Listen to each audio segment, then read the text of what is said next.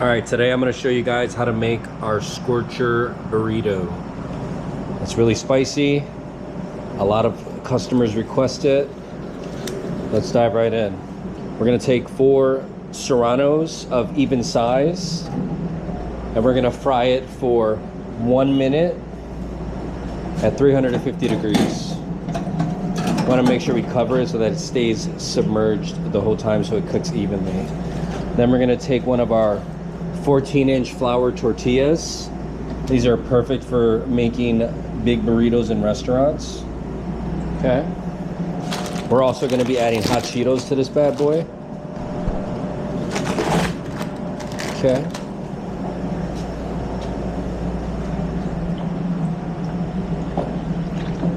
So we were trying to think of a different variation of how to make something spicy that people would want, and hot Cheetos are always a good go-to, but also we want depth and flavor, so we decided to kind of build on that in a burrito. We also have a really spicy house salsa that we put inside the burrito, and that really does give it that extra kick. It has habaneros, chiles de arbo, and fried serranos in that bad boy, so it's for sure like an inferno or a scorcher.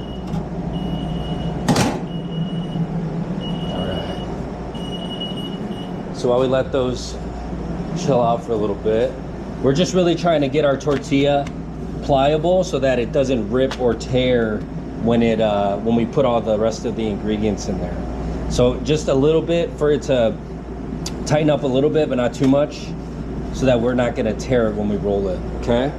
So I always wanna make sure the prettier side goes on the outer rim, the outside of the burrito. It's just more appealing to the eye. We have pinto beans that have been blended and cooked. All they get is water and salt. That's it. And then we have our Mexican rice. There's no tomato in it, so it's good for allergies. Our pulled pork carnitas, slow cooked. So 4 ounces of beans, 4 ounces of rice, and then 6 ounces of meat on this burrito. All right. We're gonna build everything in the middle because we want the weight to be distributed evenly, and we also want to make sure that every bite is gonna have a little bit of each component inside of the burrito. Then we're gonna do 2 ounces of onion cilantro mixed only on top of the protein in the area that has the food. Then we're gonna take our spicy salsa, and we're only gonna cover the ingredients inside the burrito tortilla. Okay, perfect. Now that that's done, we're gonna come over here and take our fried serranos. They're almost like baby jalapenos, but they pack so much more flavor and spice. Okay. Now the next thing we're gonna do is, you can see the blistering here on the skin of them. If you cook it longer, you can, the skin is edible. I like to take it off because I like the flavor of the serrano by itself without the skin. It just gives it like more contrast than your traditional just fried serrano, call it a day. Okay, so I'm just gonna peel these real quick.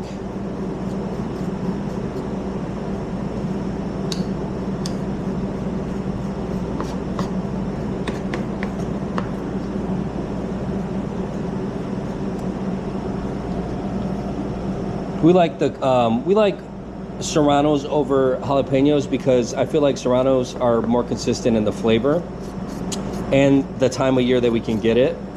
A lot of the times when we use jalapenos in some of our recipes, or when we try to special something that has it in there, we can just we can never just get the right ripeness of the jalapeno, and sometimes the jalapenos are extremely spicy and sometimes they're not spicy at all.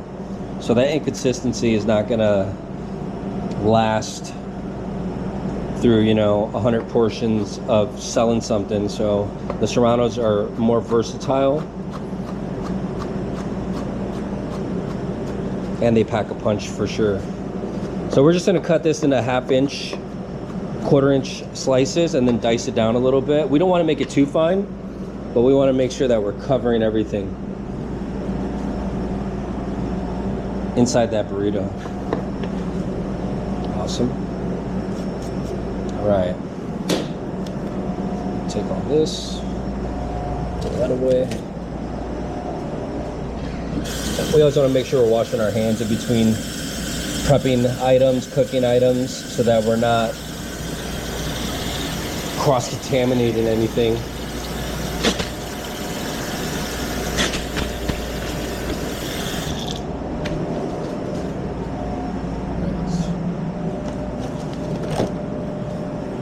We're almost finished with this.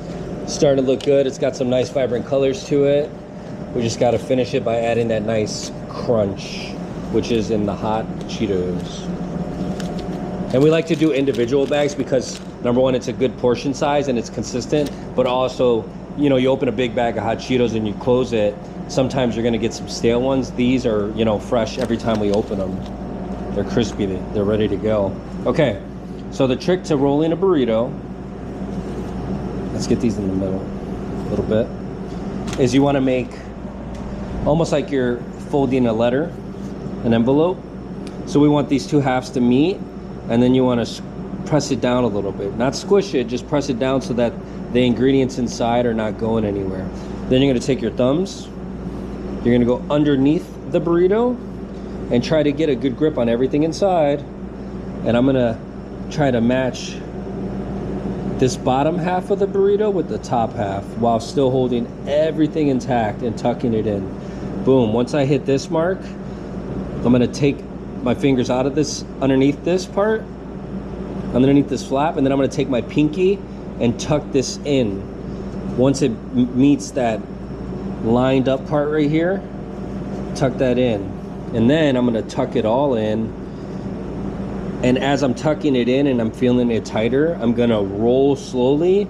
And as I'm rolling down, I'm gently pressing down on the tortilla itself so that it's starting to form a nice cylinder, right? Boom. Once I get that flap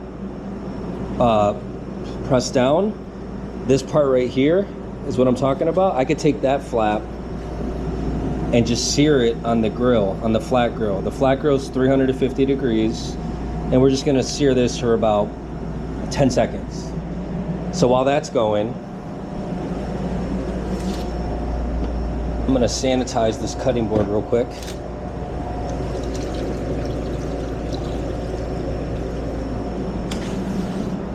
Okay. Good. I know this bad boy's ready to come off, but I'm just gonna move it to the side for a second so that I can wash my hands again.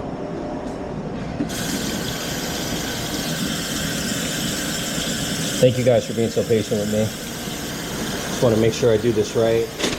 Gotta make sure we're washing our hands every time. Okay. All right, we're almost there. Once that burrito is nice and sealed, see that? We're gonna place it down.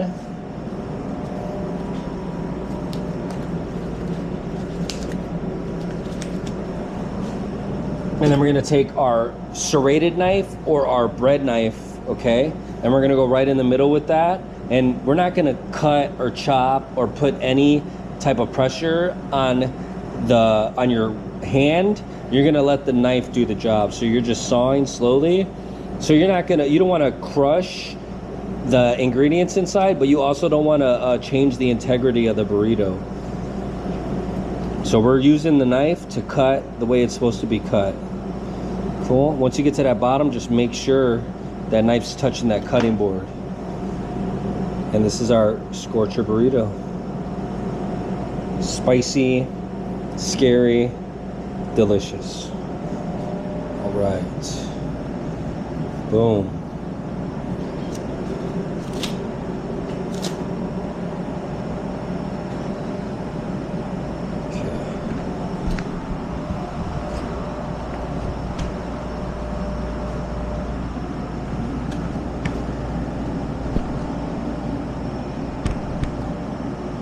All right, I'm gonna try this for you guys. It's gonna be spicy, but I ain't scared. And then we top it off with some of our house-made spicy salsa, our X salsa.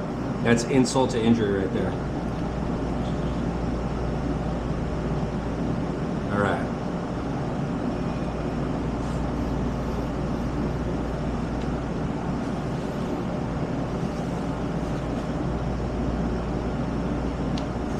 Oh my gosh, that's extremely spicy. I used to eat one of those once a week until I remember why I stopped doing that, but it tastes great. While I have you guys, please take a minute to subscribe, like, put the notification bell on for every time we drop new content. Also, if you want me to cook something specifically, or if you have any questions about the things that we do cook, please leave questions in the comments, and I would love to I would love to get back to every single one of those comments. We are so blessed. Thank you so much for watching our videos, and we look forward to making a lot more videos moving forward. Have a good one.